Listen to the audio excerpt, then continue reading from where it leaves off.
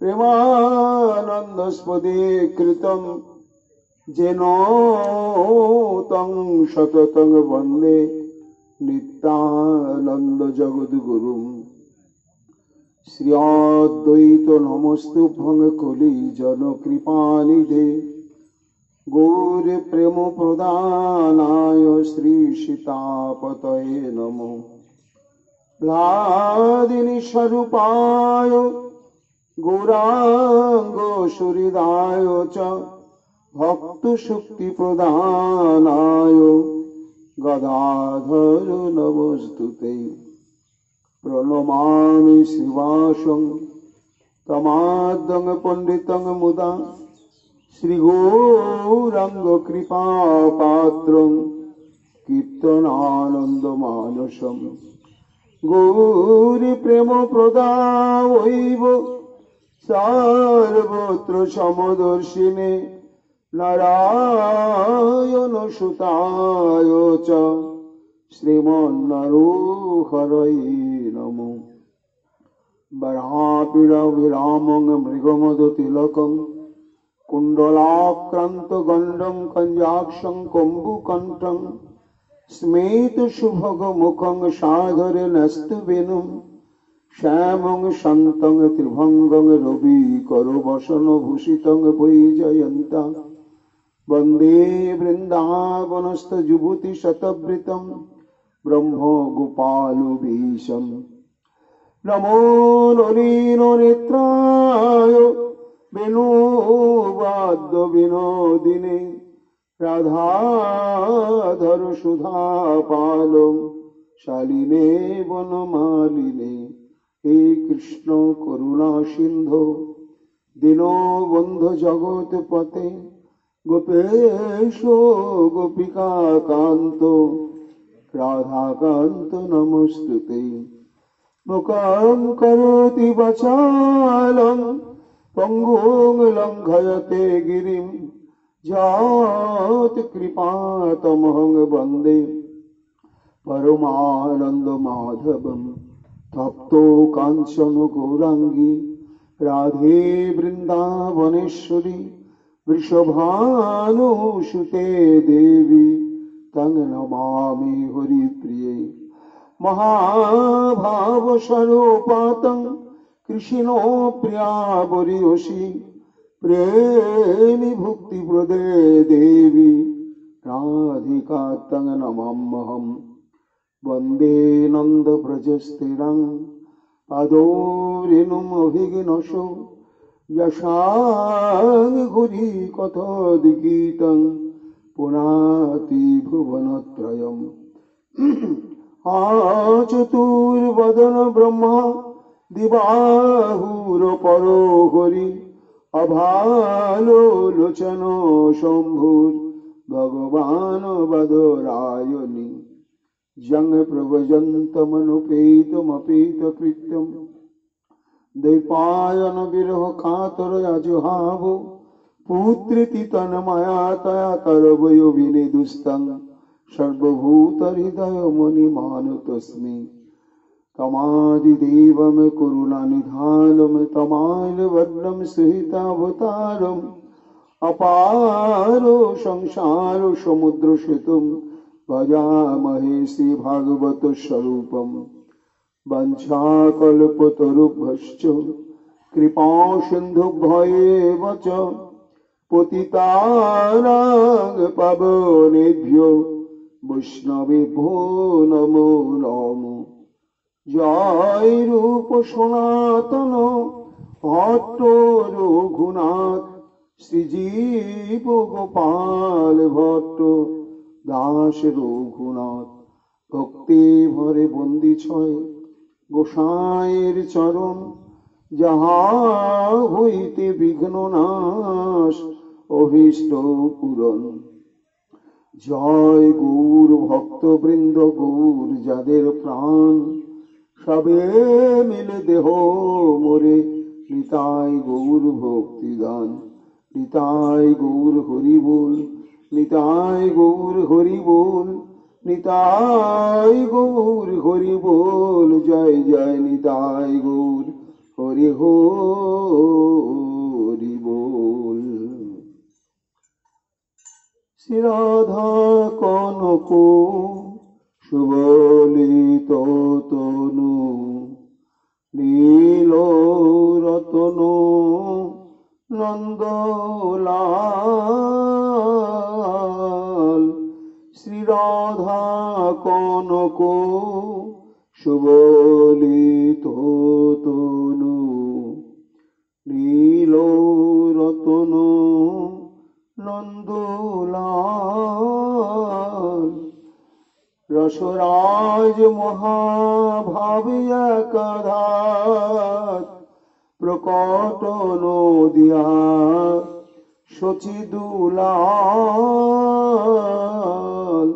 শ্রী রাধা কনক সুবলিত তনু নীল রতন নন্দলাল। ভাবাধীন রস বুঝাবার তরে রসরাজ রূপ রাখিয়া অন্তরে মহাভাব রূপা শ্রীমতী রাধিকা বিজুরি বরণে ডেকেছে কালো। শ্রী রাধা কনক সুবলিত তনু শ্রী রাধা কনক সুবলিত তনু নীল রতন নন্দলাল। রাধা সহ লীলা সুধা সিন্ধু সার শত শত নিত্য লীলার আধার। রাধা সহ সুধা সুধা সিন্ধু সার শত শত নিত্য লীলার আধার। দশবিধ রসে যারা একবার লোভিয়া মজিয়া রহে চিরকাল। শ্রী রাধা কনক সুবলিত তনু নীল রতন নন্দলাল। শ্রী চৈতন্য লীলা অক্ষয় সরোবর মনোহংস তাহে চরাও নিরন্তর। কৃষ্ণ লীলা পদ্ম মৃণাল যাহার ভক্ত হংস ভোগে হয় মাতোয়াল। শ্রী রাধা কনক সুবলিত তনু নীল রতন নন্দলাল। ভকতি সিদ্ধান্ত কুমুদের বন বিকশিত যাতে আছে সর্বক্ষণ। ভক্ত হংস কোকো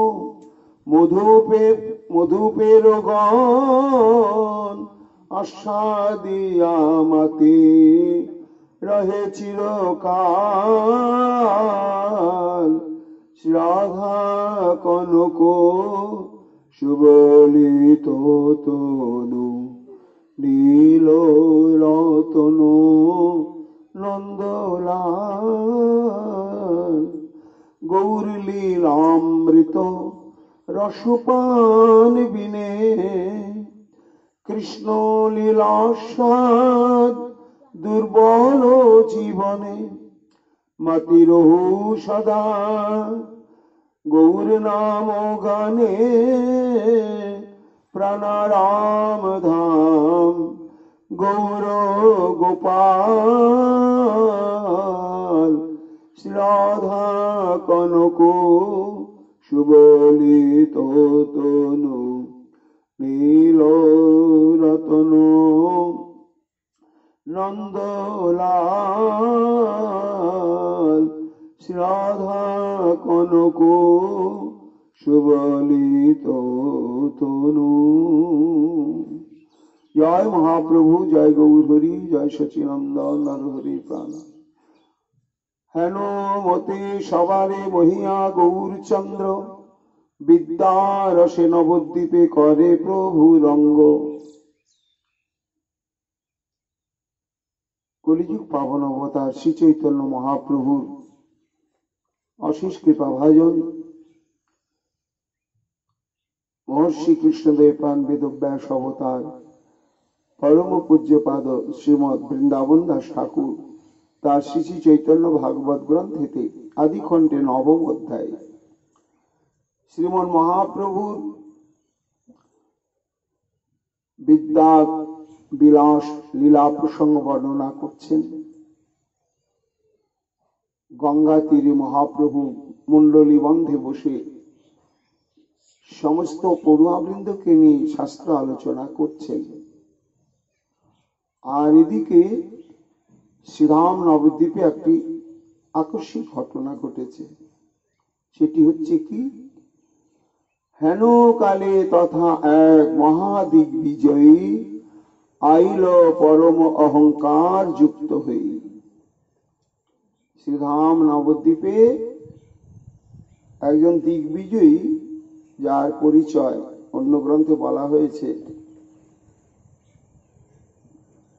তিনি হচ্ছেন কাশ্মীর দেশীয় পণ্ডিত।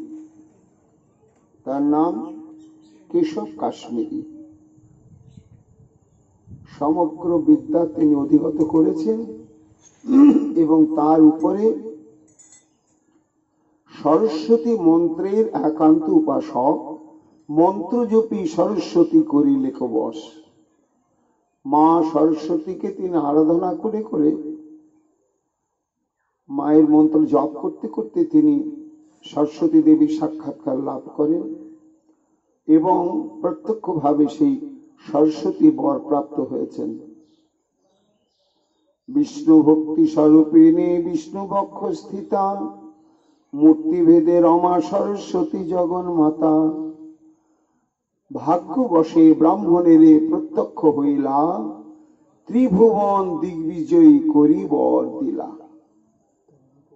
ঐকান্তিক ভক্তিপূর্ণ চিত্তে যখন মাকে আরাধনা করছিলেন তখন তার অন্তরের ভক্তিভাব দেখে বর দিলেন, যাও তুমি ত্রিভুবন দিগ্বিজয়ী হয়ে যাও। যার কৃপা যার দৃষ্টিপাত মাত্র হয় বিষ্ণু ভক্তি, দিগ্বিজয়ী বরবা তাহান কোন শক্তি। বৃন্দাবন দাস ঠাকুর তিনি তো সেই বেদব্যাস, তিনি বলছেন যে সরস্বতী হচ্ছে শ্রী ভগবানেরই পরাশক্তি বা সর্বশক্তিরই একটি প্রকার ভেদ এবং তিনি হচ্ছেন বিষ্ণু ভক্তি স্বরূপিণী। কাজে যাকে বর দেবেন পরবর্তীতে দেখা যাবে তিনি শুদ্ধ সেই বিষ্ণু ভক্তি লাভ করে বিষ্ণু সান্নিধ্যই প্রাপ্ত হবেন। এবং এই মা সরস্বতীর বিন্দুমাত্র কৃপা দৃষ্টি প্রাপ্ত হলে মানুষ সমগ্র জগতে মহাবিদ্বান বলে প্রতিষ্ঠা লাভ করে। আর দিগ্বিজয়ী তাকে তো সন্তুষ্ট করে তার কাছ থেকে বর প্রাপ্ত হয়েছেন। পায় সরস্বতীর সাক্ষাৎ বরদান, সংসার জিনিয়া বিপ্র বলে স্থান স্থান। মা সরস্বতী বর পেতে নিশ্চিত হয়ে গেলেন। তখন তিনি বিদ্যা জয়ে বেরোলেন।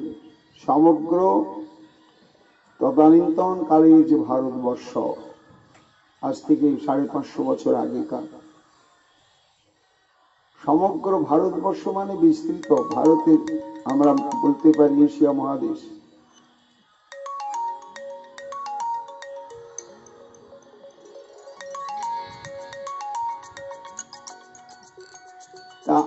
তখন তো ভারতবর্ষে বিদ্যা চর্চার একটা প্রচলন খুবই ছিল, এবং বিশেষত ভারতবর্ষের মধ্যে কাশ্মীর, কেরল, বেনারস, মিথিলা, শ্রীক্ষেত্র, নবদ্বীপ এবং ত্রিহুত, এই সমস্ত স্থান সংস্কৃত চর্চার মহাপীঠস্থান ছিল, মহাপীঠস্থান। আর এই সমস্ত স্থানেতে সমস্ত বিশাল বিশাল পণ্ডিতগণ অবস্থান করতেন, এবং অনেক অনেক প্রতিভাধারী পণ্ডিতগণ তারা সেই দেশীয় রাজাদের দ্বারা তারা জ্যোতিষী হিসাবে, পণ্ডিত হিসাবে পরিগণিত হয়ে ভাতাপ্রাপ্ত হতেন। এখন দিগ্বিজয়ী তা যারা রাজা, তারা রাজ্য বিস্তারের জন্য দিগ্বিজয়ে বেরোয়, আর ইনি হচ্ছেন বিদ্যা নিয়ে দিগ্বিজয়ে বেরোলেন, যে এই সমগ্র ভারতবর্ষে আমার সমান আর দ্বিতীয় বিদ্বান কি আছে দেখি। সর্বশাস্ত্র জিহ্বায় আইসে নিরন্তর, হেন নাহি জগতে যে দিবেকে উত্তর। যার কক্ষা মাত্র নাহি বোঝে কোন জনে, দিগ্বিজয়ী হই বলে সর্বস্থানে স্থানে। তখন তার কাছে বিভিন্ন স্থানে পণ্ডিত গোষ্ঠী সব পরাজিত হতে শুরু করলে, আর তার জন্যই তিনি বহু উপঢৌকন প্রাপ্ত হতে শুরু করলেন। আবার অনেক স্থানেতে আগেই জয়পত্র লিখে দিলেন। শুনিলেন বড় নবদ্বীপেরও মহিমা, পণ্ডিত সমাজে যত তার নাহি সীমা।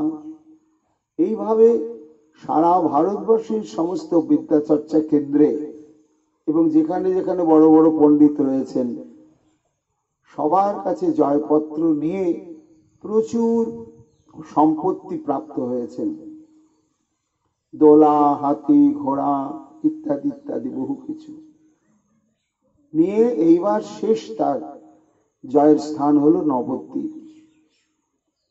কেন না, এর আগে বৃন্দাবন দাস ঠাকুর বলেছেন যে নবদ্বীপে পড়াশোনা না করলে সামগ্রিকভাবে তাকে বিদ্বান বলা যেত না। নবদ্বীপ এমন একটি বিদ্যা চর্চার মহাপীঠ স্থান ছিল। সর্বশেষে দিগ্বিজয়ী এই নবদ্বীপেই এসে উপস্থিত হয়েছেন। পরম সমৃদ্ধ অশ্ব গজযুক্ত হই, সবা যিনি নবদ্বীপে গেলা দিগ্বিজয়ী। তার সঙ্গে অনেক মানুষজন তো রয়েছে, হাতি, ঘোড়া, অনেক কিছু। প্রতি ঘরে ঘরে, প্রতি পণ্ডিত সভায় মহাধ্বনি উপজিল সর্বনদী। আর কোন উন্মুক্ত প্রাঙ্গণে বিরাট তাঁবু খাটিয়েছে, কাটিয়ে তার যত হাতি, ঘোড়া, লোক লস্কর সেখানে রয়েছে, আর সেখান থেকেই সারা নবদ্বীপের যত যত পণ্ডিত তাদের তালিকা সংগ্রহ করে এবার তাদের কাছে দিগ্বিজয়ী প্রস্তাব পাঠাচ্ছেন যে আমার সঙ্গে এসে তোমরা তর্কযুদ্ধ করো, আর না হলে আমাকে জয়পত্র লিখে দাও।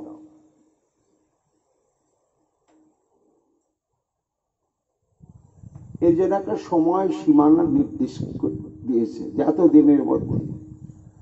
সরস্বতী বরপুত্র শুনি সর্বজনে, পণ্ডিত সবার বড় চিন্তা হইল মনে। আর সঙ্গে সঙ্গে এই কথাটাও ঘোষণা হয়ে চলছে যে দিগ্বিজয়ী কেবল মেধা, প্রতিভা অনুশীলনের মাধ্যমেই সে বিদ্যা অর্জন করেনি, সাক্ষাৎ সরস্বতীর দর্শন পেয়েছে এবং মা সরস্বতীর কাছ থেকে বর পেয়েছে। এই কথাটা যখন সত্য সত্য জানতে পারে কোনো পণ্ডিত, তখন আর কি তার ভেতরে সাহস হয় তার সঙ্গে যুদ্ধ করার জন্য? তর্কযুদ্ধ সম্ভবই নয়। কেন না, বিদ্যার অধিদেবী হচ্ছেন মা সরস্বতী। সেই সরস্বতী যাকে বর দিয়ে যার হৃদয়ে যার জিহ্বায় বাস করছেন, তাকে অধীত বিদ্যার দ্বারা, আমরা তো পড়াশোনা করে করে উত্তীর্ণ হয়ে যে বিদ্যা যেটুকুনি অর্জন করেছি, সেই স্বল্প পরিমাণ বিদ্যার দ্বারা কি ওই সাক্ষাৎ সরস্বতীর বরপুত্র ওর সঙ্গে কোনো তর্কযুদ্ধে অবতীর্ণ হওয়া যাবে? সব ভয়ে জড়সড়। সবার পণ্ডিত সবার বড় চিন্তা হইল মনে, জম্বুদ্বীপে আছে যত পণ্ডিতের স্থান, সবা জেনে নবদ্বীপে জগতে বাখান। সমগ্র জম্বুদ্বীপ, সপ্তদ্বীপা পৃথিবী, তার মধ্যে অন্যতম দ্বীপ হচ্ছে জম্বুদ্বীপে আমরা বসবাস করছি।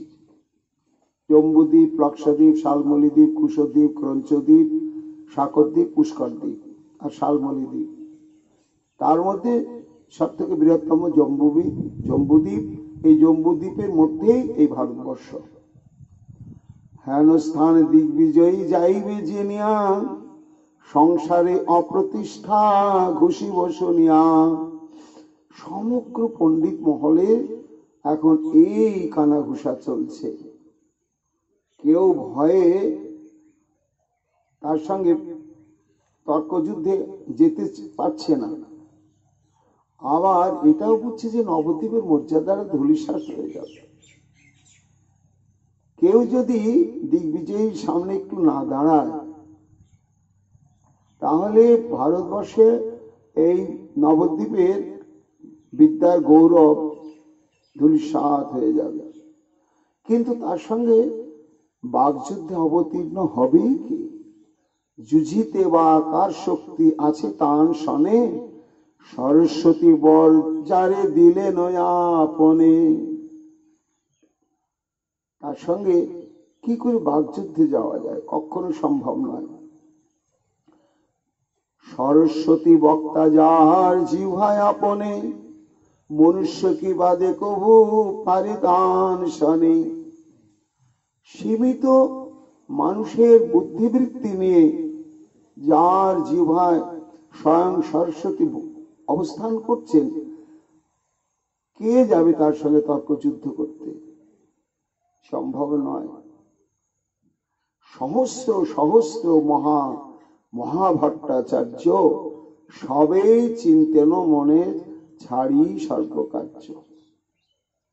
সারা নবদ্বীপের প্রায় কত হাজার বা কোটি পণ্ডিত, সবার চোখের ঘুম চলে গেল এবং আহারাদিও চলে গেল।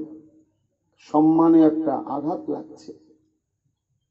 মাঝে মাঝে তারা গোষ্ঠীবদ্ধ আলোচনা করছেন কি করা যায়, কিন্তু কিচ্ছু করা যাবে না। কেন না, ও তো সরস্বতীর বরপুত্র। তো সাক্ষাৎ সরস্বতী যার জিহ্বায়, কি যাবে? চতুর্দিকে সবে করেন কোলাহল, বুঝিবাও এইবার যত বিদ্যা বল।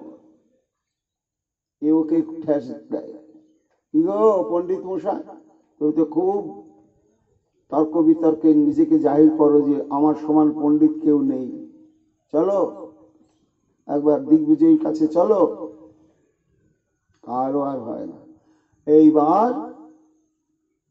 নবদ্বীপের মর্যাদা গঙ্গা জলে ডুবে যাবে। এইরকম যখন অবস্থা, তখন ওই সমস্ত মহাপ্রভুর যে পড়ুয়া ছাত্রগণ,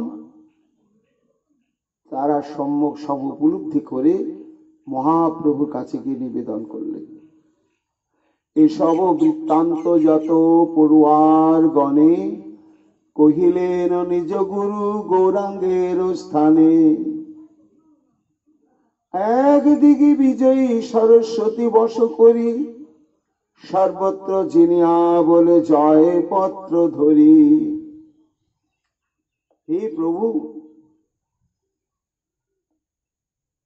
তুমি সংবাদ পেয়েছো কিনা জানি না, এই নবদ্বীপে ওই যে বিরাট ছাউনি ফেলেছে গঙ্গার তটে, দিগ্বিজয়ী পণ্ডিত সারা ভারতবর্ষ জয় করে সর্বশেষে নবদ্বীপে এসেছে। সর্বত্র জিনিয়া বলে জয়পত্র ধরি। হস্তি ঘোড়া দোলা লোক অনেক সংহতি, সম্প্রতি আসিয়া হইলা নবদ্বীপে স্থিতি।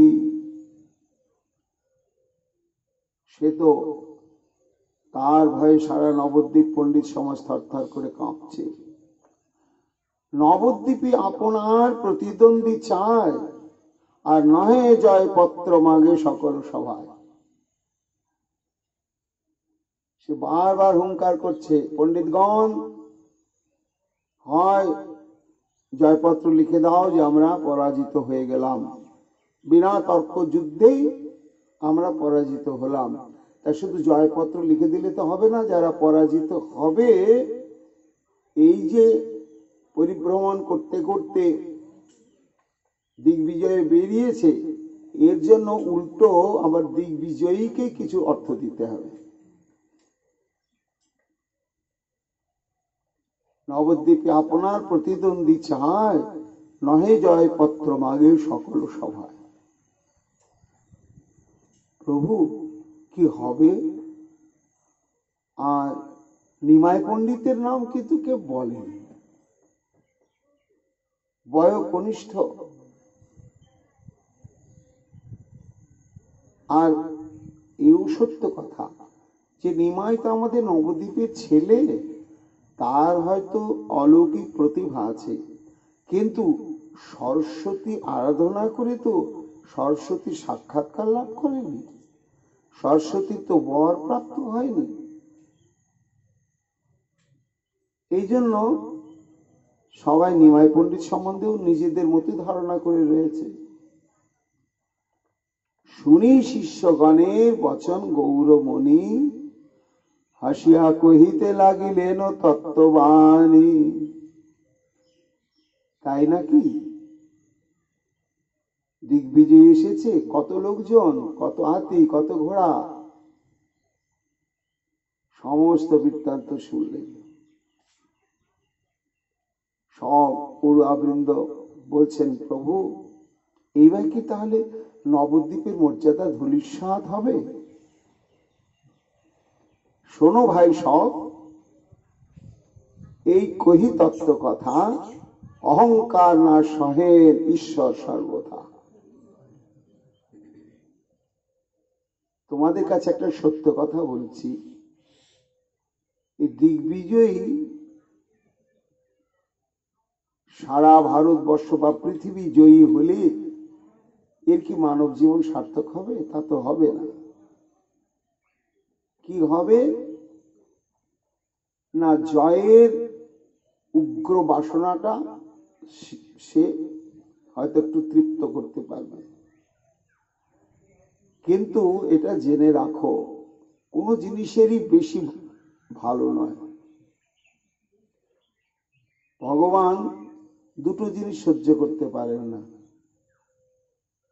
কারো অহংকার আর ভক্তের চোখের জল। ভক্তের চোখের জল ভগবান সইতে পারেন না, ছুটে আসেন তার সমস্ত ভগবত্তার শক্তি দিয়ে ভক্তের মনোবেদনাকে দূর করবার জন্য। আর তেমনি কারো অহংকার তিনি সহ্য করতে পারেন না। যে যে গুণে মত্ত হয়ে করে অহংকার, অবশ্য ঈশ্বর তাহা করিবেন সংহার। তোমরা কেউ চিন্তা করো না, যদি বেশি বাড়াবাড়ি হয় তো আছেন প্রভু, দেখবে তিনিই সংহার করবেন। কেন? এটা তো ঠিক, বিদ্যা হচ্ছে একটি গুণ। প্রকৃত বিদ্বান কোনদিন মুখে বলে না, যে আমি বিদ্বান আর সব অজ্ঞান। ফলবন্ত বৃক্ষ আর গুণবন্ত জন, নম্রতা সে তাহার স্বভাবে অনুক্ষণ। ফলবন্ত বৃক্ষ, যখন যে গাছে ফল হয়, প্রচুর ফল হলে কি হয়, গাছের মাথা শাখা প্রশাখা সব নিচু হয়েই থাকে, উঁচু হয়ে থাকে না। তা নিচু হয়ে থাকলেই বুঝতে হবে ওটা ফলবান বৃক্ষ। তেমনি মানুষের জীবন যদি বৃক্ষ হয়, আর তাতে যদি ভগবত ইচ্ছায় মহান সদ্গুণ সমূহ সঞ্চিত হয়, তখন ফলভারে বৃক্ষটি যেমন সবসময় নত হয়েই থাকে, তেমনি যার জীবন বৃক্ষে এইরকম ভগবত কৃপায় বহু সদ্গুণ উদয় হয়েছে, সেই সদ্গুণ গুলোই যেন গাছের ফল, তার ভারেতে সে ব্যক্তি সবসময় দীনতা নিয়ে থাকে। এটাই নিয়ম।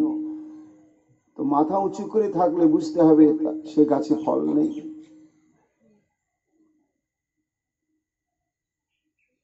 ফলবন্ত বৃক্ষ আর গুণবন্ত জন, নম্রতা সে তাহার স্বভাবে অনুক্ষণ। যদি বলো, দেখো তোমরা যে প্রমাণ আছে নাকি আছে, শাস্ত্রী কত প্রমাণ আছে। হই হয়, নহুষ, বেন, বান, নরক রাবণ, মহাদিগ্বিজয়ী শুনিয়া যে যে জন। কই তাদের অহংকার, তাদের দিগ্বিজয় সার্থক হলো? হই হয়, হই হয় মানে একটা লোকের নাম নয়, ওটা দেশের নাম। তা হই হয় দেশের রাজধানী হচ্ছে মহিষ্মতি পুরী। এই মহেশমতি পুরীতে পরাক্রমশালী এক ক্ষত্রিয় রাজ বাস করতেন, তার নাম হচ্ছে কৃতবীর্য। কৃতবীর্যের কোনো পুত্র সন্তানাদি ছিল না। তখন তিনি সমস্ত ঋষি মুনিদের শরণাগত হয়েছিলেন। তখন এক মুনিবর বলেছিলেন যে তুমি যদি অধি মাসের 2টি একাদশী নিরম্ব ভাবে উদযাপন করতে পারো, তাহলে সেই সুকৃতির ফলে তোমার প্রবল পরাক্রমশালী এবং দিগ্বিজয়ী অজেয় পুত্র রত্ন লাভ হবে। তখন ওই কৃতবীর্য মল মাসের 2টো একাদশী, শুক্লপক্ষ কৃষ্ণপক্ষ, সেই 2টো একাদশী খুব নিষ্ঠা সহকারে স্বামী স্ত্রী পালন করে। পালন করার জন্যই তখন একাদশী দেবীর কৃপা হয়, আর সেই কৃপাতেই কৃতবীর্যের পত্নী গর্ভবতী হন, আর সেই গর্ভেই বিশাল অজেয় শক্তি সম্পন্ন পুত্র জন্মগ্রহণ করে, তার নাম অর্জুন। তা যেহেতু এর বাবার নাম হচ্ছে কৃতবীর্য, তা কৃতবীর্যের পুত্র অর্জুন, অর্জুন নাম আরো অনেকেরই আছে, সেই জন্য এই অর্জুনের সঙ্গে বাবার নামটা জুড়ে দিয়ে নাম হলো কার্তবীর্যার্জুন। তা জন্মসূত্রেই তো একাদশী দেবীর কৃপাতে প্রচন্ড শৈশব থেকে বলশালী, আবার তার 1000টা হাত। তারপরে সে দত্তাত্রেয় ঋষির আনুগত্য গ্রহণ করলে। এইবার অত্রিমণির পুত্র হচ্ছে দত্তাত্রেয় মুনি। এই দত্তাত্রেয় মুনির বরেতে কৃপাতে একেবারে বিশ্ববিজয়ী হয়ে গেল এই কার্তবীর্যার্জুন। এবং এর পরাক্রম সম্পর্কে ঘটনা আছে একটা, যে একবার লঙ্কাধিপতি রাবণ তিনি একটু নির্জনে নিরালা শিবের উপাসনা করবেন বলে ওই হৈহয় সাম্রাজ্যে একটা পবিত্র নদী আছে, সেটা মাহেশমতি পুরীর নিকটেই বয়ে গেছে। কিছু দূর গিয়ে তপবনের মতন সুন্দর পরিবেশ। তা রাবণ সেই নদীর তটে একান্তে তপবনের মতো স্থান সে জপ ধ্যান করছে। আর নদীটা তো নিকটেই, নদীর তীরেই বসে করছে। এইবার সেই নদীর জলে নেমেছে কার্তবীর্যার্জুন তার কয়েক শত রানীকে নিয়ে জলবিহার করতে। এখন জলবিহার করতে গিয়ে আশানুরূপ জলবিহার হচ্ছে না। কেন না, নদীতে প্রয়োজন মতো জল নেই, জল কম। তাহলে কি হবে? তখন কার্তবীর্যার্জুন পত্নীদের বলল, দেখো রানীরা, তোমরা কেউ চিন্তা করো না, আমি বাঁধ দিয়ে দিচ্ছি, তাহলে স্রোত আটকা পড়বে আর জল ফুলতে থাকবে। তখন তার মধ্যে আমরা খুব দাপাদাপি করব। তো কত বড় শক্তি! সে 1000টা হাতকে বিস্তার করে সে নদীর স্রোতকে অবরোধ করে দিলে, দিয়ে এবার জল ফুলছে। ফুলতে ফুলতে বেশ জল অনেক বেড়ে গেল। প্রেম সে ওদের তো জলবিহার চলছে। এদিকে ধ্যান নিমগ্ন রাবণ হঠাৎ দেখছে তার কোমর টোমর সব ভিজে যাচ্ছে। আরে, আমি জলে নদীর তীরে ডাঙায় বসে বসে তপস্যা করছিলাম, হঠাৎ মনে হচ্ছে যেন জলে ডুবে যাচ্ছি। আমি তো নদীর মধ্যে বসে নেই। ধ্যানটা ভেঙে গিয়েই দেখছে এই কাণ্ড, তাকিয়ে দেখছে। আর একেবারে হুঙ্কার দিয়ে রাবণ আক্রমণ করলে কার্তবীর্যার্জুনকে। সঙ্গে সঙ্গে কার্তবীর্যার্জুন দেরি হলো না। যেমন মানুষ ইঁদুর চামচিকাকে ধরে ফেলে, তেমনি করে রাবণকে ধরে বেঁধে একেবারে পাষাণ চাপা দিয়ে রেখে দিলে। তখন কিন্তু রাবণ দিগ্বিজয়ী হয়ে গেছে। তা যে রাবণ দিগ্বিজয়ী, তো কার্তবীর্যার্জুনের শক্তি কত যে তাকে একেবারে সাধারণ একটা পশুর মতন অবলীলাক্রমে বেঁধে ছেদে কারাগারে রেখে দিয়ে দিলে। রাবণ দেখছে সর্বনাশ, কত বড় মহাশক্তিশালী। এই সংবাদ চলে গেল রাবণের পিতা বিশ্ববা মুনির কাছে। বিশ্ববা মুনি আবার তার পিতা পুলস্ত্য মুনি, তাকে গিয়ে জানালেন। পুলস্ত্য মুনি তখন সেই হৈহয় সাম্রাজ্যে এসে মাহেশমতিপুরে তখন কার্তবীর্যার্জুনকে অনুরোধ করলে, যেটা তোমার ঠিক হচ্ছে না, তুমি যেমন শক্তিশালী, তোমার উচিত অন্যজনের মর্যাদা রক্ষা করা। তুমি আমার যদি কথা শোনো, তোমার যদি কিছু হিত কামনা করতে চাও, তাহলে মর্যাদা সহ তুমি রাবণকে ছেড়ে দাও, তবে রাবণ মুক্তি পায়। তো এত শক্তিশালী ছিল, এই জন্য তার প্রচন্ড অহংকার ছিল, ধরাকে সরাজ্ঞান করত। কিন্তু তার অহংকার কিভাবে শেষ হয়ে গেল না, একবার মৃগয়ায় গিয়ে একটু ক্লান্ত শ্রান্ত পিপাসার্থ ক্ষুধার্ত হয়ে পড়েছিল কার্তবীর্যার্জুন, এবং তার রাজপুরীতে ফিরতে অনেক দীর্ঘ পথ, আর সময়ও ছিল না। তাই তিনি অতিথি হলেন যমদগ্নি মুনির আশ্রমে। তো মহারাজ কার্তবীর্যার্জুন এসেছেন, আর তার সঙ্গে সৈন্য সামন্ত, সমস্ত ঘোড়া টোড়া, অনেক কিছু।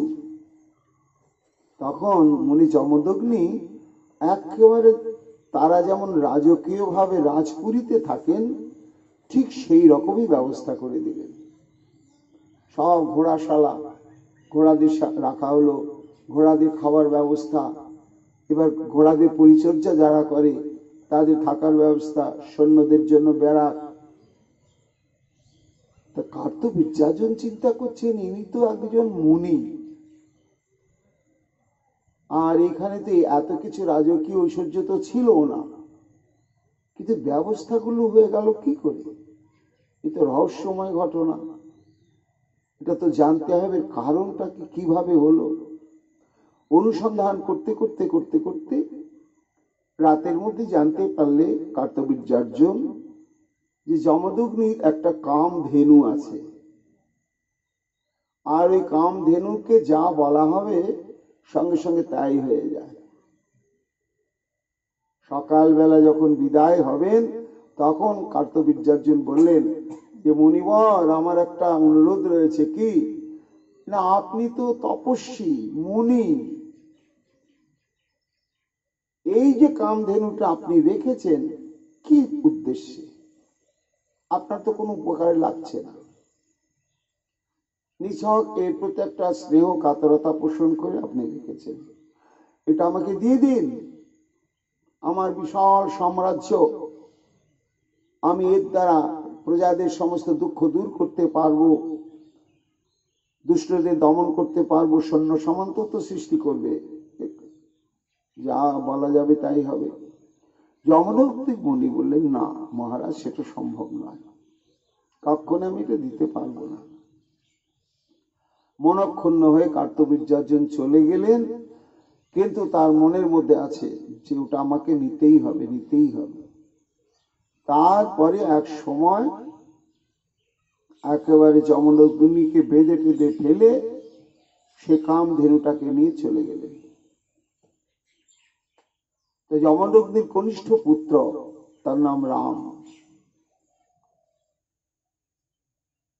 এইবার তপস্যায় ছিলেন, খবর পেয়ে ছুটে এলেন। পিতা কাঁদছে। বাবা তুমি কাঁদছো কেন? এই ও, তুমি কোনো চিন্তা করো না, তুমি শুধু আশীর্বাদ করো আমায়, আমি কামধেনুকে উদ্ধার করে নিয়ে আসি। তখন একা পরশুরাম সে গিয়ে আক্রমণ করলো মহেশমতিপুরী। গিয়ে ভয়ঙ্কর যুদ্ধ, ভাগবতের বর্ণনা রয়েছে। সেই যুদ্ধে কার্তবীর্যার্জুন নিহতই হয়ে গেল, ধূলিসাৎ হয়ে গেল, তার অহংকার শেষ হয়ে গেল। কামধেনুকে উদ্ধার করে নিয়ে পিতার আশ্রমে ফিরে এসে পিতার হাতে দিয়ে দিলেন। মহাপ্রভু বলছেন, দেখো তাহলে এই যে হয় হয় অধিপতি, হয় হয় দেশের অধিপতি কার্তবীর্যার্জুনের যে কত বড় শক্তি ছিল, কোথায় গেল? ভগবান কারো অত্যন্ত অহংকার সহ্য করতে পারেন না। তেমনি নহুষ, এই নহুষ চন্দ্র বংশের একজন খুব ধার্মিক রাজা। চন্দ্রের পুত্র বুধ, বুধের পুত্র পুরুরবা, এই পুরুরবার পুত্র হচ্ছে নহুষ, আয়ু পুত্র হচ্ছে নহুষ। তা একবার দেবরাজ ইন্দ্র স্বর্গ থেকে আত্মগোপন করেছিলেন ব্রহ্ম হত্যার পাপে লিপ্ত হওয়ার জন্য। তখন ইন্দ্র শূন্য স্বর্গ বারবার অসুর আক্রমণ করতে শুরু করলে দেবতারা ভগবানের শরণাগত হলে ভগবান বললেন যে পৃথিবীতে একজন শক্তিধারী রাজা রয়েছে, নহুষ। যতদিন ইন্দ্র এই পাপমুক্ত না হবে ততদিন নহুষকে তোমরা ওই ইন্দ্রের সিংহাসনে বসিয়ে তাকে ইন্দ্ররূপে মর্যাদা দিয়ে তার নেতৃত্ব কর্তৃত্বাধীনে তোমরা সমস্ত দেবতাগণ অবস্থান করো, তাহলে অসুর আক্রমণ করতে পারবে না। তা তিনি ছিলেন রাজর্ষি নহুষ। কিন্তু মহাপ্রভু বলছেন, দেখো ভাই বিষয় কেমন, সে যখন ইন্দ্র হয়ে গেল কিছুদিন ভালো ভালো চলতে লাগলো, তারপরে তার দৃষ্টি পড়ল সব অপ্সরাবৃন্দের দিকে, নন্দন কাননের দিকে। এইসব অপ্সরাদের তো দেবরাজ ইন্দ্র ভোগ করত, তা আমি তো ইন্দ্র, তাহলে আমার ভোগ করতে দোষটা কি? আর চিরকাল তো আমি এখানে থাকবো না, আমার এই ভোগটাই লাভ। তারপরে এক সময় মনে হলো যে তাহলে ইন্দ্র যখন আমি, এই স্বর্গের ইন্দ্রাণী হচ্ছেন শচী দেবী, তাহলে সেও তো আমার এখন অর্ধাঙ্গিনীর ন্যায়। বৃহস্পতি বললে, দেখো নহুষ, তুমি কিন্তু আস্তে আস্তে ভুল পথের দিকে এগিয়ে যাচ্ছ, এটা করতে যেও না। তুমি ইন্দ্র মর্যাদা রক্ষা করে সৎ পথে দেবতাগণকে পরিচালনা করতে থাকো, তুমি শান্তিতে থাকবে। এইসব দিকে তুমি যেও না, এটা ঠিক নয়। বৃহস্পতি কথা গ্রাহ্যই করলে না, সে বারবার শচীকে প্রস্তাব পাঠাতে শুরু করলে, এখন তো আমি ইন্দ্র, কাজে তোমার উচিত আমার সেবা করা, আমি তোমার পুরীতে যেতে চাই। কাঁদতে কাঁদতে বৃহস্পতির কাছে গিয়ে বললেন শচী দেবী যে গুরুদেব, কি হবে? তাই তো মা, সেই তো কি হবে। ঠিক আছে, ওকে বল যে যদি ঋষিগণ বাহিত পালকিতে আসে তাহলে সঙ্গ দেব, এটাই হবে ওর ধ্বংসের কারণ। তখন সচিব খবর পাঠিয়ে দিলেন নহুষকে যে ঠিক আছে, তুমি রাত্রিবেলা যদি ওই মুনি ঋষিগণ বাহিত শিবিকায় পালকিতে চেপে আমার কাছে আসো, তাহলে তোমার বাসনা পূরণ করব।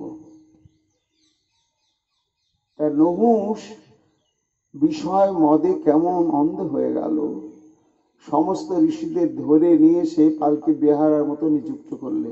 তার মধ্যে সামনের দিকে ছিল অগস্ত্য মুনি। তা মুনিগণ দেখছেন এটাও আমাদের প্রারব্ধ কর্মফল, তো যাক, এখন উনি তো ইন্দ্র, ওনার মর্যাদা নিয়ে আমরা যাই।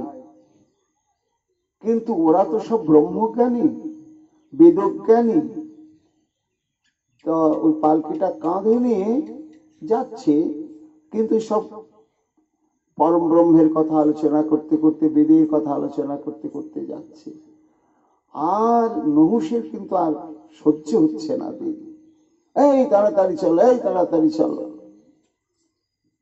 এরা ভাবা স্বাভাবিক অতিথি, সে ঠিক করলে কি, নহুষ একটুখানি ঝুঁকে পড়ে সজোরে পদাঘাত করলে একজন বাহকের মাথায়, সেটাই হচ্ছে অগস্ত্য ঋষি। যেই পদাঘাত করলে অগস্ত্য ঋষি বললে, ও আমরা পালকি বইছিলাম, তুমি ভেবেছিলে যে আমরা বোধহয় সাধারণ শ্রমিক।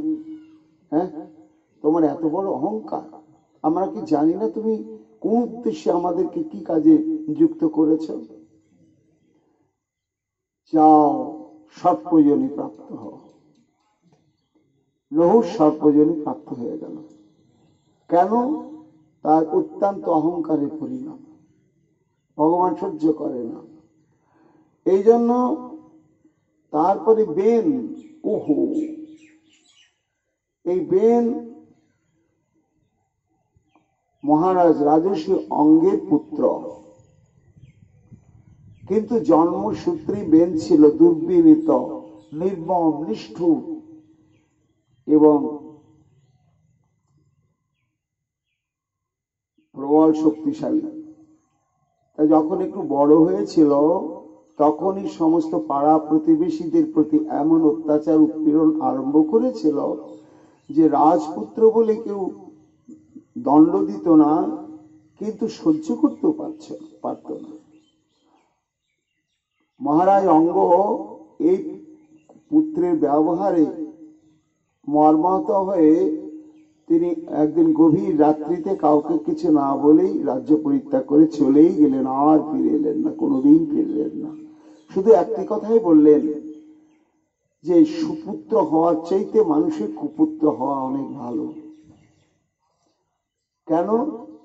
না সুপুত্র প্রতি স্নেহ মমতা ত্যাগ করে বৈরাগ্য আনা বড় কঠিন, আর কুপুত্রের প্রতি মমতা ত্যাগ করতে বিন্দুমাত্র দেরি হয় না।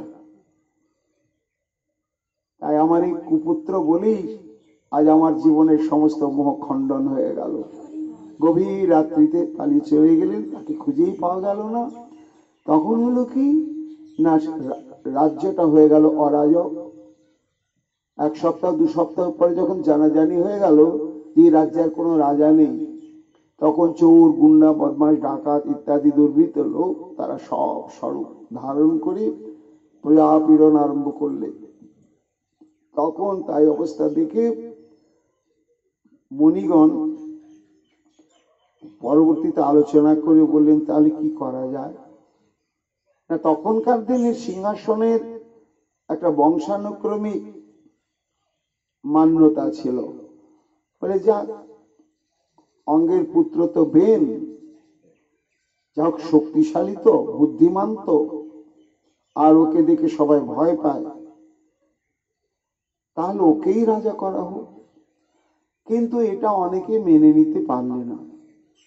না পারলে মুনিগণ নিজেদের দায়িত্বে বেনের মা সুনিতা তাকে ডেকে বললেন যে মা, তোমার স্বামীকে তার খুঁজে পাওয়াই যাচ্ছে না, তাহলে তোমার একমাত্র পুত্রকে আমরা রাজা করতে চাই।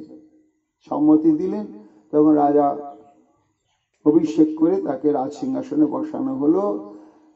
বসানোর পরে কি হলো না, সাম্রাজ্যটা ঠান্ডা হয়ে গেল। কেন, বেনের পরাক্রম সবাই জানে যে আমরা যদি একটু বদমাশি করি তাহলে হরি বল। দেশে শান্তি ফিরল, কিন্তু আর একটা অশান্তি আরম্ভ হয়ে গেল।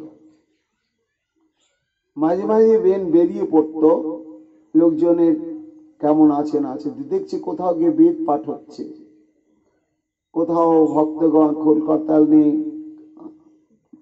নাম কীর্তন করছে। দাঁড়িয়ে পড়লে, এটা কিসের নাম কীর্তন, কেন তোমরা করছো? হরি মহারাজ, মহারাজ বেন আপনি জানেন না, আমরা শ্রী ভগবানের নাম করছি, আর এই জন্য তো মানব জন্ম প্রাপ্তি হয়েছে। আমরা ভগবান সে আবার কোথায় দেখেছো তোমরা? তোমাদের কাছে আসে? তিনি তো স্রষ্টা, তার ইচ্ছাতেই তো সব আমরা বেঁচে আছি, সবকিছু চলছে। আজ থেকে হরিনাম যদি করতে হয় আমার নামে করো, আমি তোমাদেরকে ভরণ পোষণ রক্ষণ পালন সব কিছু করছি। এটা অস্বীকার করতে পারবে তোমরা? না। তাহলে আজ থেকে আর হরে কৃষ্ণ নয়, Ben Ben Ben Ben Ben Ben করবে। যে না করবে সঙ্গে সঙ্গে রাজ্য থেকে বিতাড়িত, না হলে তাকে হত্যা করা হবে। বৈদিক ক্রিয়া বন্ধ, ব্রাহ্মণদের যজ্ঞানুষ্ঠান সমস্ত কিছু বন্ধ। আর ঘোষণা করে দিলে যারা পুজো পাঠ করবে তারা আমার মূর্তিকে স্থাপন করো, করে আমাদের ভোগ লাগাও, আর আমার নামে কীর্তন করো। যে না করবে তাকে শিরচ্ছেদ করা হবে, আর যারা করবে না, কিছুই না করবে, সে ভালো। কিন্তু যদি পুজো পাঠ করতে হয়, হরিনাম করতে হয়, যজ্ঞ করতে হয়, তাহলে আমার মূর্তি নির্মাণ করে আমার জন্য করো। তখন মুনিগণ দেখলেন তো সর্বনাশ, দেশে তো চোর ডাকাত গুন্ডা ঠান্ডা হলো বটে, কিন্তু এটা তো মানুষের সমাজ থাকবে না, পশুর সমাজে পরিণত হয়ে যাবে। এত বড় স্পর্ধা, এই ভগবানের আসনটাও দখল করতে চায়। তখন সেই সমস্ত মনিরা একদিন বসে আলোচনা করলেন। তাদবিদভিরসদবৃত্ত বেনু अस्माभि কৃত নিপ শান্তিত যদি ন বাচং ন গ্রহীষ্যত অধর্মকৃত। সবাই বললে, দেখো আমরাই তোকে রাজ সিংহাসনে বসিয়েছি, এখন এই যে ধর্ম বিপর্যয় একটা নিয়ে আসছে, এই বিষয়ে ওকে আমরা একটু সাবধান করি, বুঝিয়ে বলবার চেষ্টা করি। যদি না শোনে লোকোধিকার সন্দগ্ধং দহিষ্যাম সতেজসা এবং অবদ্ধ ব্যবসায়ী নং গুরুমান্নব উপব্রজাব্রুবন বেদং শান্তরিত্য সমভি। যদি আমাদের এই পরামর্শ না শোনে তাহলে একদিক থেকে সাম্রাজ্যবাসী প্রজাদের কাছ থেকে ধিক্কার আসবে, সবাইটা মেনে নিতে সহ্য করতে পারবে না, আর তারপরে আমরা তো রয়েছি। কিন্তু তার আগে ঠান্ডা মাথায় ওকে একটু বুঝানো হোক। এই বলে যখন বেনকে বুঝাতে গেল সবাই, মহারাজ এটা ঠিক হচ্ছে না, তং সর্বলোক মমর যজ্ঞ সংগ্রহং ত্রয়ীময়ং দ্রব্যময়ং তপময়ম যজ্ঞের বিচিত্র যজত ভাবায়তে রাজন স্বদেশ অনুরোধ মহর্তি। আপনি তো সৃষ্টি করেননি, কিছু পরিচালনা করছেন, পালন পোষণ করছেন, কিন্তু এই আকাশ জল মাটি বৃক্ষলতা গুল্ম এই অজস্র ধরনের জীব একজন স্রষ্টা রয়েছে, তো তিনি হচ্ছেন মূল। আর তার আরাধনা করা, তার সন্তুষ্টি বিধানের দ্বারাই জগতে অশেষ মঙ্গল বর্ষিত হয়। তাই হে বেন মহারাজ, এই যে রাজ্যের মধ্যে যে সমস্ত বৈষ্ণব ভক্ত তারা যে হরিনাম সংকীর্তন করে, এ তো রাজ্যের কল্যাণের জন্য, রাজার মঙ্গলের জন্য। সমস্ত যাজ্ঞিকগণ তারা হোম করছেন, যজ্ঞ করছেন, এ তো সমাজের কল্যাণের জন্য, সমগ্র মানব জাতির জন্য, রাজার জন্য বটে। আর এটি পরম্পরা নেমে আসছে। কাজেই এটা বিরোধিতা করা, বন্ধ করে দেওয়া, ভগবত উপাসনার পরিবর্তে আপনি তো একটি রক্তে মাংসে গড়া মানুষ, ভগবানের আসনে আপনাকে কি বসানো যাবে?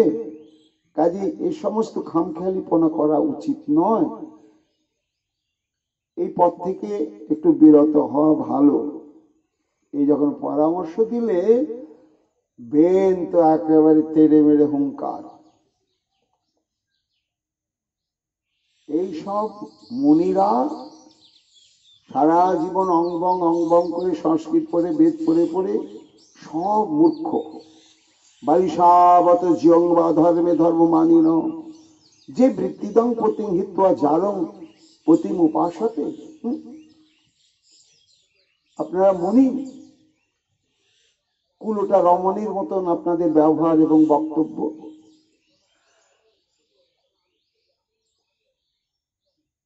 আমি তাদের রক্ষা করছি, পালন করছি, পোষণ করছি। আমি হলাম মূল, আমি হলাম ওদের সবকিছু, গতি পতি সব, এবং আপনাদেরও। তা মূল আমাকে ত্যাগ করে কোন ভগবানের আবার ভজন? হ্যাঁ, এটা অবজান্তমি মূঢ়া নিপরূপিণীশ্বরম নানু বিন্দুতিতে ভদ্রমেহ লোকে পরত্র চ। আপনারা তো বেদ পড়েছেন, জানেন না যে প্রজাদের মূল ধর্ম হচ্ছে, মুখ্য ধর্ম হচ্ছে রাজার আনুগত্য স্বীকার করে রাজার প্রীতি সাধন করা, রাজাকে মান্যতা দেয়া। যারা রাজাকে মান্যতা দেয় না, রাজ্যে বসবাস করে স্বতন্ত্র স্বাধীন গতি প্রকৃতি নিয়ে যারা চলে, তাদের কি হয়? ভদ্রমেহ লোকে পরত্র, সে ইহকাল পরকাল সবই নষ্ট হয়।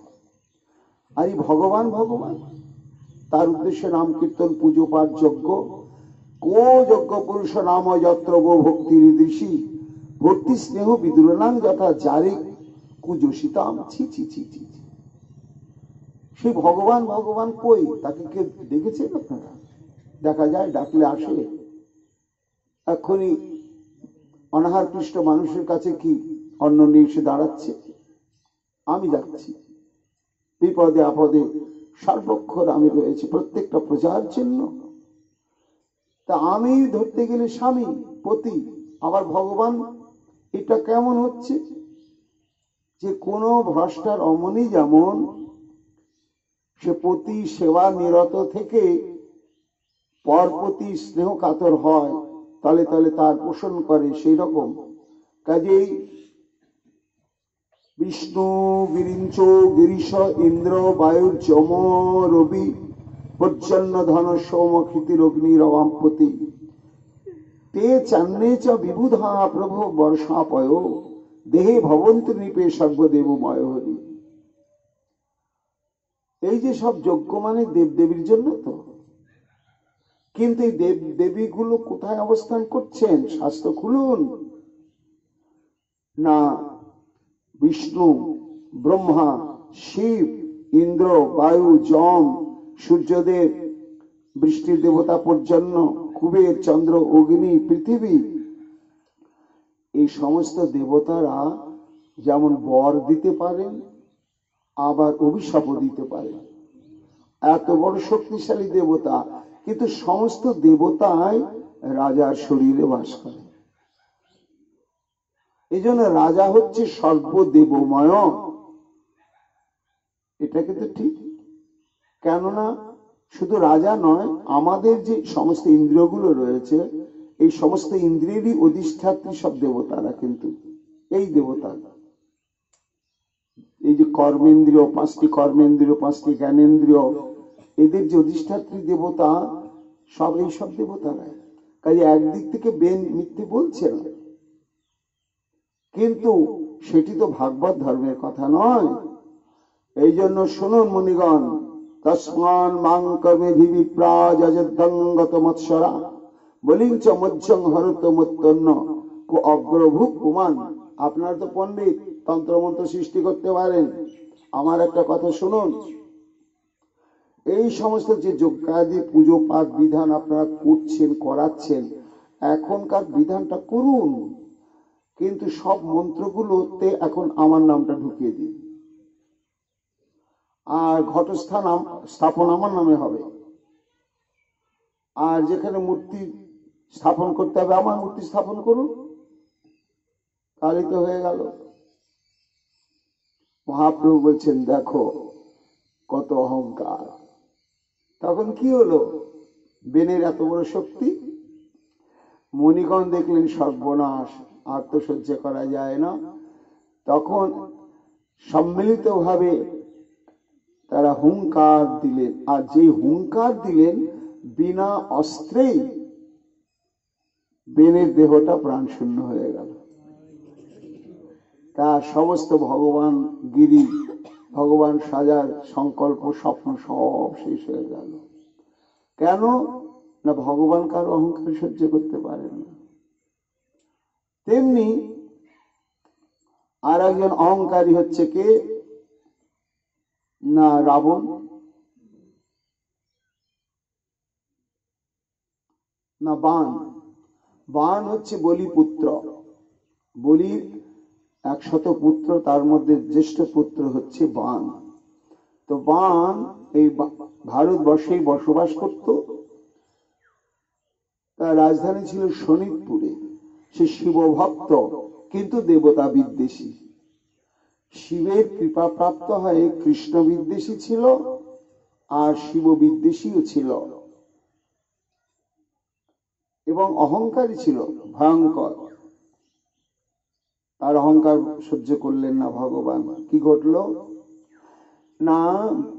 এই বাণের একটি মাত্র কন্যা, তার নাম উষা। তা উষা তার এত আদরের মেয়ে যে উষার জন্য একটা আলাদা প্রাসাদী নির্মাণ করে দিয়েছিল, যেখানে আমার মেয়ে থাকবে, মেয়ের বান্ধবীরা থাকবে, পরিচারিকা বৃন্দ থাকবে, এখানে কোনো পুরুষ নিষেধ, প্রবেশ নিষেধ। আর তার মধ্যেই সব চিত্ত বিনোদনের জন্য উদ্যান, সরোবর, সব কিছু আছে। তা উষার ঘনিষ্ঠ বান্ধবী হচ্ছে চিত্রলেখা। যখন প্রাপ্তবয়স্কা হয়েছে উষা, কিছুদিন থেকে চিত্রলেখা লক্ষ্য করছে শুকিয়ে যাচ্ছে, আনমনা, উদাসীন। একদিন বলে, উষা কি হয়েছে বলতো? না, কিচ্ছু হয় না। আমি কিন্তু বুঝতে পারছি, তুই গোপন করবি না, আমি তো রয়েছি তোর, আমার কাছে গোপন করে তোর কোনো লাভ নেই, বরং খুলে বললেই লাভ। আমি চিত্রলেখারে এই কাণ্ড কি না, আমি স্বপ্নে একজনকে দেখেছি, তার সঙ্গে আমার সঙ্গ হয়েছে, তার নাম জানি না, তার পরিচয় জানি না, কিন্তু তার কাছে সত্যি সত্যি আমি আত্মবিকৃতা হয়ে গিয়েছি। এই মন প্রাণ আমি আর অন্য কারো হাতে দিতে পারবো না, সে তো গেল। আর দিবানিশি তাকে আমি ভুলতে পারছি না, তার জন্য তীব্র বিরহ আমাকে উদাসীন করে তুলেছে।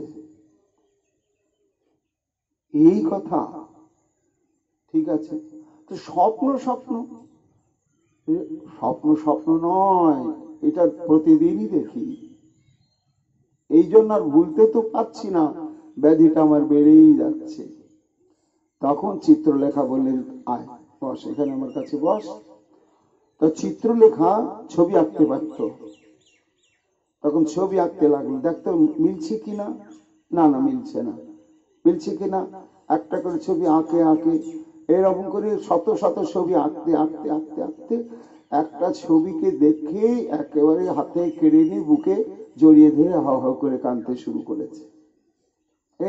এই ছবিটা মিলে গেছে, এই তো সেই, এই তো সেই। তখন চিত্রলেখা ধ্যানে বসে জানতে পারলেন যে এ হচ্ছে অনিরুদ্ধ, কৃষ্ণের পুত্র প্রদ্যুম্ন, প্রদ্যুম্নের পুত্র অনিরুদ্ধ, দ্বারকায় থাকে। চিত্রলেখা যোগশক্তির প্রভাবে দ্বারকার থেকে তাকে হরণ করে নিয়ে এলেন, নিয়ে এসে উষার সঙ্গে গন্ধর্ব মতে বিবাহ হয়ে গেল। হয়ে অনিরুদ্ধ এখানে থেকেই গেলেন। এ কথা পরে পিতা বাণ যখন জানতে পারে, তখন একদিন অনিরুদ্ধকে আক্রমণ করলে বিশাল সৈন্যবাহিনী দিয়ে। অনিরুদ্ধ একা, কিন্তু অবলীলাক্রমে তাদের অস্ত্রগুলোকেই দখল করে একেবারে সমস্ত সৈন্য সামন্ত সেনাপতি যত ছিল সব নিধন করলে, ভয়ে পালিয়ে গেল। বাণ দেখলে সর্বনাশ, তখন বাণ ঝাঁপিয়ে পড়ে নাক পাশে অনিরুদ্ধকে বেঁধে ফেললে, বেঁধে একেবারে পাষাণ চাপা দিয়ে দিলে। উষা তো কাঁদতে লাগলে, কিন্তু উপায় তো কিছু নেই। এ কথা নারায়ণ নারায়ণ বলতে বলতে দ্বারকায় গিয়ে দেবশ্রী নারদ সব জানিয়ে দিলেন। এদিকে অনিরুদ্ধ হারিয়ে গেছে, বেশ কয়েক বছর থেকে পাওয়া যাচ্ছে না, এই একটা চিন্তাই।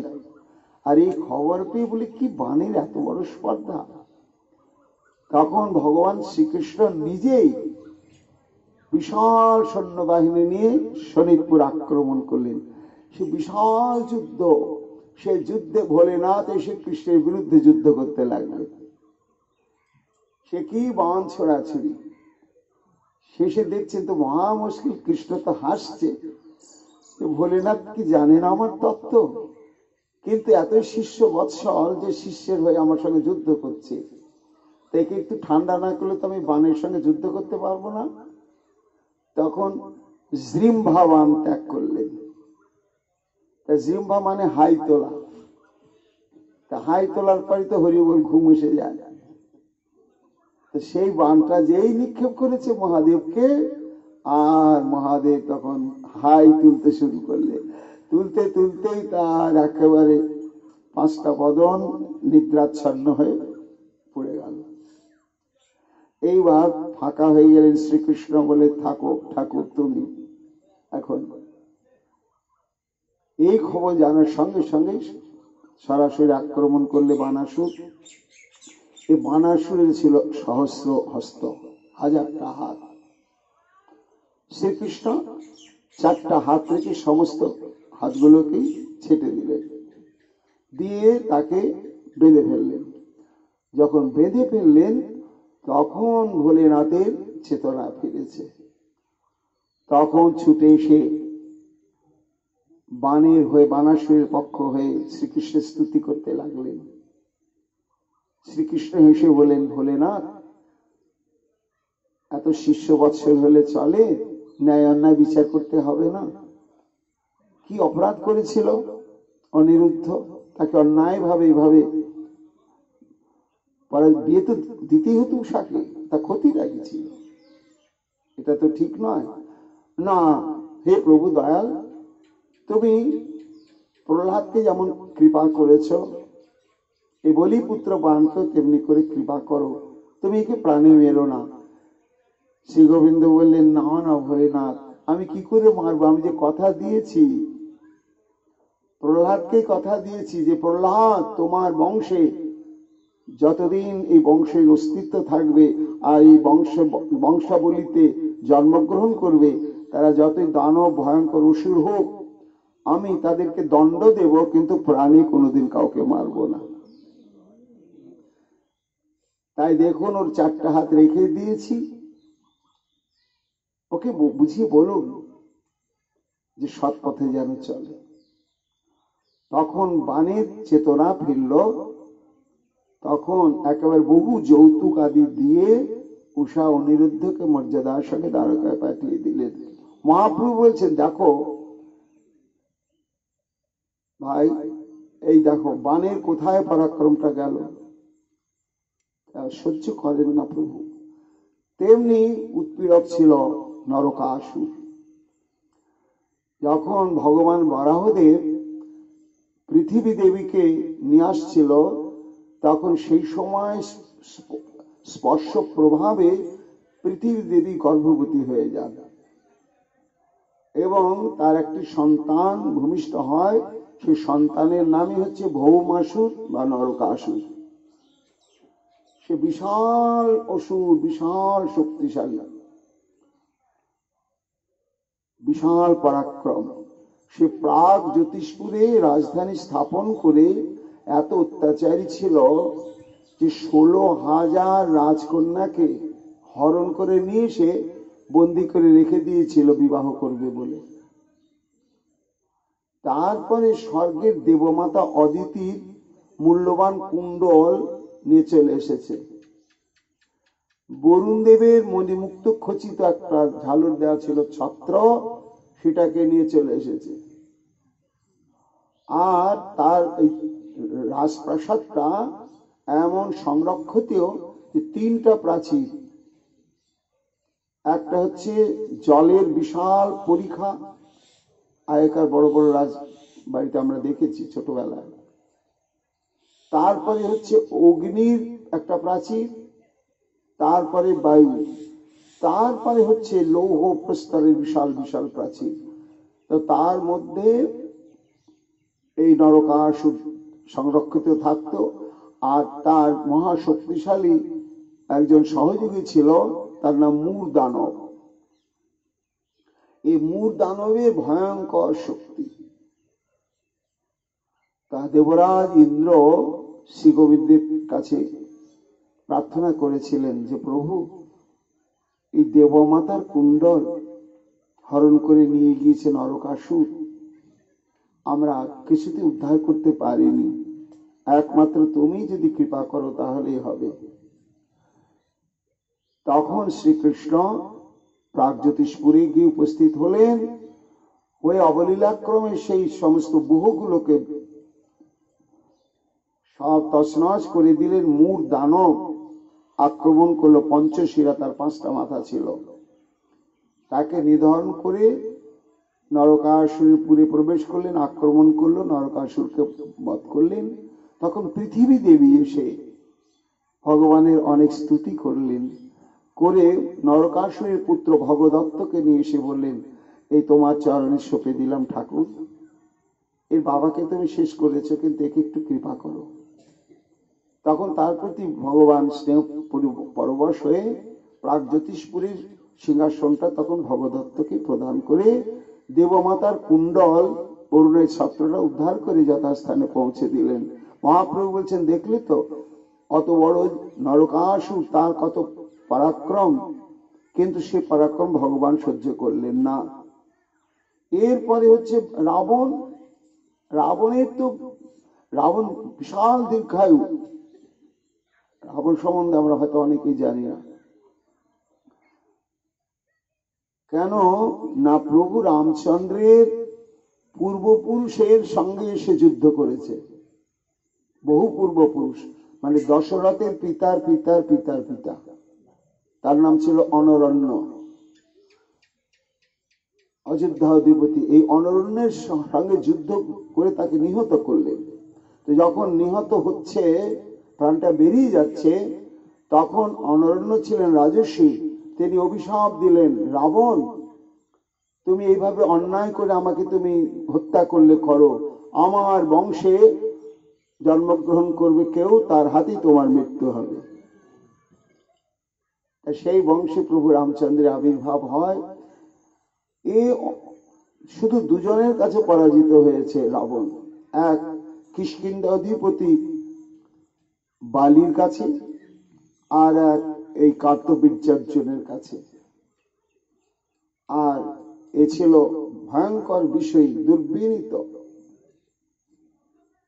সীতাকে হরণ করাকে কেন্দ্র করে প্রভু রামচন্দ্র হাতে তার বিনাশ প্রাপ্ত হল। কত বড় তার শক্তিশালী ছিল! সমস্ত দেবগণকে সে নিজে গৃহ কাজে নিযুক্ত করে ধরে রেখে দিয়েছিল। এই জন্য তোমরা নিশ্চিন্তে থাকো যে ভগবান কারো অহংকার সহ্য করেন না। এই যে দিগ্বিজয়ী, বুঝো দেখি কার গর্ব চূর্ণ নাহি হয়, সর্বদা ঈশ্বর অহংকারও নাহি সয়। এথেকে তাহার যত বিদ্যা অহংকার, দেখিবে হেথায় সব হইবে সংহার। সবাইকে বললেন যে তোমরা কোনো চিন্তা করো না, দেখবে অল্পকালের মধ্যে এই দিগ্বিজয়ীর গর্বচূর্ণ হয়ে যাবে। এত বলি হাসি প্রভু শিষ্যগণ সঙ্গে, সন্ধ্যাকালে গঙ্গা তীরে আইলেন রঙ্গে। গঙ্গা জল স্পর্শ করি, গঙ্গা নমস্করি, বসিলেন শিষ্য সঙ্গে শ্রী গৌরাঙ্গ হরি। অনেক মণ্ডলী হই সর্বশিষ্যগণ, বসিলেন চতুর্দিকে পরম শোভন। ধর্ম কথা, শাস্ত্র কথা, অশেষ কৌতুকে, গঙ্গা তীরে বসিয়া আছেন প্রভু সুখে।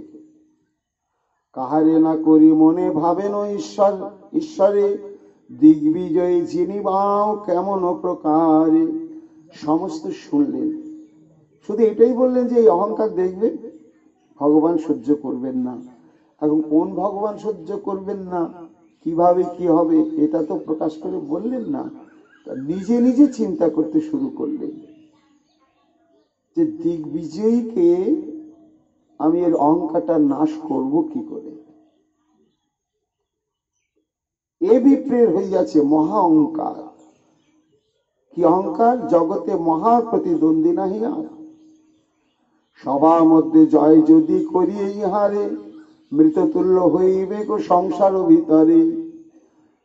মহাপ্রভু চিন্তা করছেন, তাহলে যদি প্রকাশ্য বিরাট একটা সভা আহ্বান করা হয়, তাহলে কি মজা হবে না। মোটামুটি তো আমাকে সবাই একটু স্নেহ করে, ভালোবাসে। আমি যদি এই তর্কযুদ্ধে বিরাট একটা সভার আয়োজন করি, লক্ষ লক্ষ লোক ঝাঁপিয়ে পড়বে। আর তার মধ্যে যদি আমি দিগ্বিজয়কে পরাস্ত করে দিই, তখন এই লক্ষ লক্ষ মানুষের কাছে ও অপমানিত হবে, আর সবাই ওকে তাচ্ছিল্য করবে। হাজারো তো ব্রাহ্মণ তো বটে, আর দেবী সরস্বতীর কৃপা পেয়েছেন তো বটে। তাহলে এইভাবে ওকে পরাস্ত করা হবে না। কেন না, সবার মধ্যে জয় যদি করি ইহারে, মৃততুল্য হইবে সংসার ভিতরে। শুধু তাই নয়, লাঘব বিপ্রেরে করিবে কে সর্বলোকে, লুটিবে সর্বস্ব মরিবে বিপ্র শোকে। কারণ এ তো অহংকার সবাই তো দেখে সহ্য করতে পারছে না। আর যখনই সরাসরি দেখবে যে আমার কাছে বেটা হেরে গেল, তখন মানুষ উৎক্ষিপ্ত হয়ে ওর ঘোড়া টোড়া গাড়ি টাড়ি সব ভেঙে চুরে নিয়ে দখল করে ওকে শেষ করে দেবে। এটাও তো আমি চাই না, এটাও ঠিক নয়। এই মতো ঈশ্বর চিন্তিতে সেই ক্ষণে দিগ্বিজয়ী নিশায় আইল সেই স্থানে। আর সভা সমিতি ডাকতে হলো না, দৈবক্রমে সন্ধ্যা পেরিয়ে গেছে। সেদিন পূর্ণিমা তিথি, নির্মল নির্মের আকাশ, চারদিকে ফুটফুটে জ্যোৎস্না, অজস্র প্রতিবিম্বিত হয়েছে জাহ্নবীর জলেতে, কি অপূর্ব মনোরম। এদিকে মৃদুমন্দ মলয় পবন প্রবাহিত হচ্ছে। দিগ্বিজয়ী ধীরে ধীরে সেখানে উপস্থিত। পরম নির্মল নিশা পূর্ণ চন্দ্রবতী, কিবা শোভা হইয়া আছেন ভাগীরথী। শিষ্য সঙ্গে গঙ্গা তীরে আছেন ঈশ্বর, অনন্ত ব্রহ্মাণ্ডের রূপ সর্বমনোহর। হাস্যযুক্ত শ্রীচন্দ্র বদনয় অনুক্ষণ, নিরন্তর দিব্য দৃষ্টি দুই শ্রী নয়ন। মুক্তা যিনি শ্রী দর্শন, মুক্তর মতো মহাপ্রভুর দাঁতগুলো, অরুণ অধর, দয়াময় সুকমল সর্বকলেবর। শ্রীমস্তকে সুবলিত চাঁচর শ্রীকেশ, সিংহগ্রীব গজস্কন্দ বিলক্ষণ বেশ। সুপ্রকাণ্ড শ্রী বিগ্রহ সুন্দর হৃদয়। মহাপ্রভু তো বিশাল দীর্ঘদেহী, দৈর্ঘ্য বিস্তারে যে আপনার হাতে চারি হস্ত হয় মহাপুরুষ বিখ্যাত। মহাপ্রভু নিজের হাতেই 4 হাত লম্বা ছিলেন। ন্যাগ্রত পরিমণ্ডল হয় তার নাম, ন্যাগ্রত পরিমণ্ডল তনু চৈতন্য গুণধাম। সুপ্রকাণ্ড শ্রী বিগ্রহ সুন্দর হৃদয়, যজ্ঞ সূত্র রূপে তোহি অনন্ত বিজয়। শ্রীললাটে ঊর্ধ্ব সুতিলক মনোহর, আজানুলম্বিত 2 শ্রীভুজ যুগল। যোগপট্ট ছাঁদে বস্ত্র করিয়া বন্ধন, বাম উরু মাঝে থই দক্ষিণ চরণ। করিতে আছেন প্রভু শাস্ত্রের ব্যাখ্যান, হয় নয় করেন প্রমাণ। অনেক মণ্ডলী হই সর্বশিষ্যগণ, চতুর্দিকে বসিয়া আছেন সুশোভন। এই রকম পরিস্থিতি।